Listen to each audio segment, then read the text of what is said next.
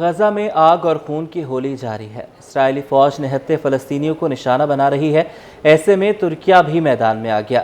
ترک صدر رجب طیب اردوان نے اسرائیل کو دو ٹوک پیغام دیتے ہوئے کہا ہے کہ اسرائیل خطے کا نقشہ دوبارہ بنانے کی کوششوں میں کامیاب نہیں ہو سکتا۔ رجب طیب اردوان نے اپنے خطاب میں غزہ کی موجودہ صورتحال پر گہری تشویش کا اظہار کرتے ہوئے کہا ہے کہ معصوم بچوں، خواتین اور عام شہریوں کو جس بے دردی سے شہید کیا جا رہا ہے وہ انسانیت کے چہرے پر بدنما داغ ہے۔ انہوں نے انکشاف کیا کہ غزہ میں طبی سہولیات کو بھی نشانہ بنایا گیا، یہاں تک کہ ایمبولینسز پر گولیاں چلائی گئیں، جو جنگی جرائم کے زمرے میں آتا ہے۔ رجب طیب اردوان نے عالمی سربراہان پر زور دیا کہ وہ خاموش تماشائی بننے کے بجائے غزہ میں جاری ظلم و ستم رکوانے کے لیے ٹھوس اقدامات کریں۔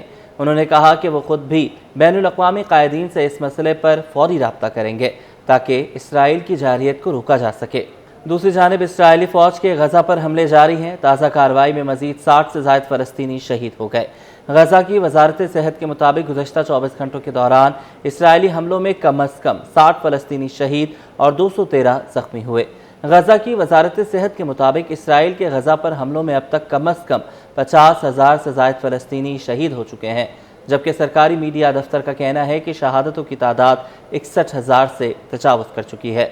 ادھر حماس کے اعلیٰ عہدیدار نے کہا ہے کہ غزہ میں جنگ ہمیشہ نہیں چل سکتی، اس لیے جنگ بندی بہت ضروری ہے۔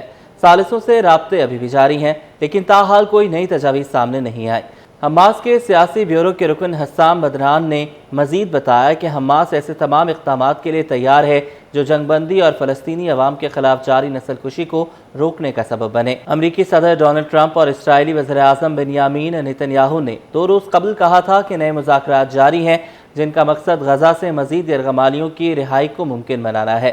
نیتن نے وائٹ ہاؤس میں صحافیوں سے گفتگو کرتے ہوئے کہا کہ ہم ایک اور معاہدے پر کام کر رہے ہیں جس کی کامیابی کی امید ہے، اور ہم تمام یرغمالیوں کو نکالنے کے لیے پرعزم ہیں، جس پر صدر ٹرمپ نے کہا تھا کہ ہم یرغمالیوں کو نکالنے کی بھرپور کوشش کر رہے ہیں، ہم ایک اور جنگ بندی پر غور کر رہے ہیں، دیکھتے ہیں کیا ہوتا ہے۔